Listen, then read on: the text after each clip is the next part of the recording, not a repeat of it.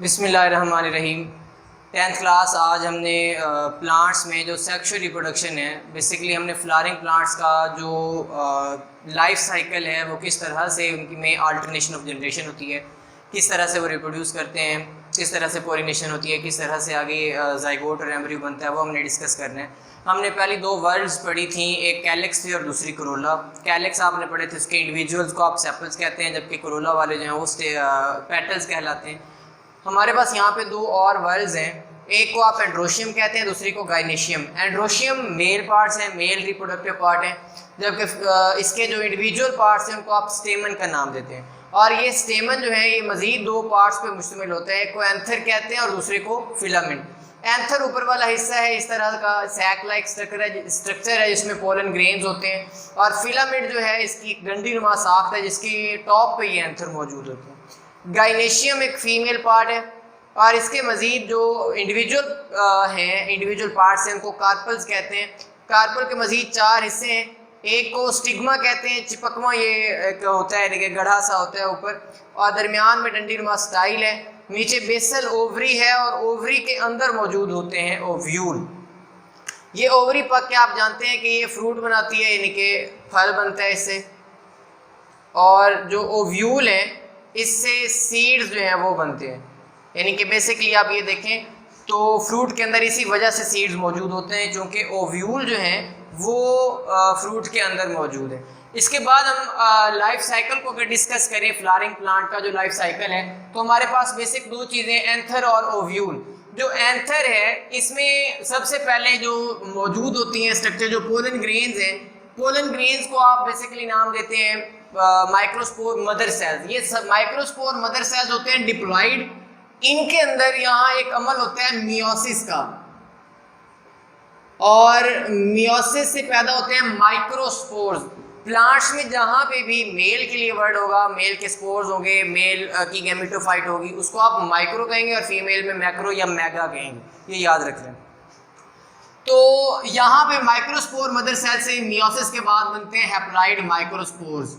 Microspores जो है आगे ये माइटोसिस का फिर से अमल करते हैं, दोबारा से इनमें यहाँ पे माइटोसिस का अमल होता है, और यहाँ माइटोसिस के बाद दो चीज़ें बनती हैं, एक बनता है जनरेटिव न्यूक्लियस और एक बनता है ट्यूब न्यूक्लियस। दोनों के नाम की वजह है, जनरेटिव न्यूक्लियस मजीद आगे जनरेशन करेगा, मजीद जनरेट होगा, मजीद आगे प्रोड्यूस करेगा कुछ, और ट्यूब न्यूक्लियस पोलन ट्यूब बनाता है, वो ट्यूब जिसने पोलन ग्रेन्स को लेके जाना है टुवर्ड्स ओव्यूल, यानी कि यहाँ से ये बनती है और यहाँ पे बाकायदा तौर पे स्पर्म्स को लेके आती है यहाँ तक। तो ये पोलन ट्यूब बनाने में ट्यूब न्यूक्लियस का काम है, और यानी आप इससे कह सकते हैं कि ये पोलन ग्रेन्स का, या आप कह सकते हैं ये जो स्पर्म्स होंगे उनका ये रहनुमा होगा, ये यानी कि ट्यूब न्यूक्लियस जो है उसने आगे इनको रास्ता दिखाना है। अब जनरेटिव न्यूक्लियस मजीद माइटोसिस के बाद आगे दो स्पर्म्स बना देता है, दोबारा से इसकी माइटोसिस होती है या डिवीजन होती है, डिफरेंशिएशन होती है, दो स्पर्म्स बन जाते हैं, दोनों के दोनों हैप्लॉइड होते हैं। अब यहाँ पे आ जाते हैं फीमेल वाली गैमेटोफाइट में। अब एक और बात याद रखिएगा बेटा, ये दो स्पर्म्स यानी कि टू स्पर्म्स प्लस ये जो ट्यूब न्यूक्लियस है ये वाला, इसको कलेक्टिवली आप जो नाम देते हैं वो है मेल गैमेटोफाइट। इसको आप कहते हैं मेल गैमेटोफाइट, ये बेसिक चीज़ है, याद रखिए। फीमेल वाले पार्ट में आ जाते हैं ओव्यूल। ओव्यूल के अंदर एक मैक्रोस्पोर मदर सेल मौजूद होते हैं, और वो डिप्लॉइड है, यानी मैक्रोस्पोर्स का मदर सेल ये डिप्लॉइड है। इसमें अमल होता है मियोसिस का, बिल्कुल सेम ऊपर वाले की तरह, और बनते हैं मैक्रोस्पोर जो कि होते हैं हैप्लॉइड। मैक्रोस्पोर यानी मियोसिस के बाद बनेंगे तो हैप्लॉइड होंगे। अब इनमें माइटोसिस का अमल यहाँ पे दोबारा से होगा, और माइटोसिस के बाद दो चीज़ें बनेंगी, एक तो एग बनेगा जो हैप्लॉइड है, और साथ में दो एसोसिएटेड बॉडीज बनती हैं, एसोसिएटेड स्ट्रक्चर्स बनती हैं जो दोनों हैप्लॉइड हैं, लेकिन आपस में फ्यूज हो जाती हैं। इनकी यहाँ पे हो जाती है फ्यूजन, आपस में जम हो जाती हैं, और हैप्लॉइड इनके one n plus one n मिलकर डिप्लॉइड फ्यूजन न्यूक्लियस बना देते हैं। चूँकि ये इनके फ्यूजन से बना है तो यहाँ पे वो फ्यूजन न्यूक्लियस जो है वो जनरेट होता है। अब होता ये है, यहाँ से आगे मेन प्रोसेस स्टार्ट होता है। आगे आपकी बुक में यहाँ से शॉर्ट क्वेश्चन भी एक इंपॉर्टेंट है, डबल फर्टिलाइजेशन वाला। एक स्पर्म जो है, इन दो स्पर्म में से एक स्पर्म आता है और वो मिलता है एग के साथ, पहली फर्टिलाइजेशन, पहली फ्यूजन, और उससे बनेगा जाइगोट।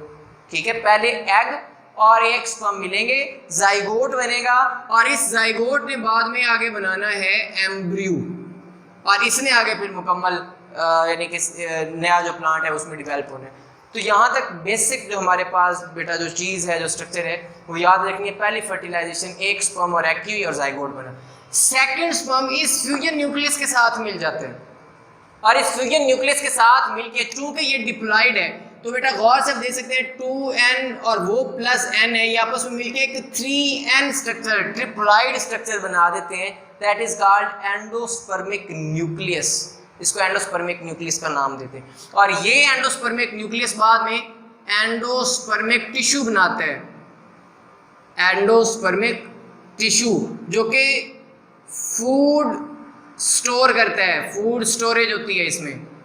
डिवेलपिंग एम्ब्रियो के लिए जो फूड दे रहा होता है बेसिकली वही एंडोस्पर्मिक टिश्यू दे रहा होता है। तो ये डबल फर्टिलाइजेशन ये चीज़ है बेसिकली। आपने डबल फर्टिलाइजेशन का अगर शॉर्ट क्वेश्चन आए तो आपने बताना है कि ड्यूरिंग प्लांट लाइफ साइकिल जो मेल गैमेटोफाइट होती है उसमें 2 स्पर्म्स होते हैं, जबकि फीमेल गैमेटोफाइट में एक फ्यूजन न्यूक्लियस होता है, एक एग होता है।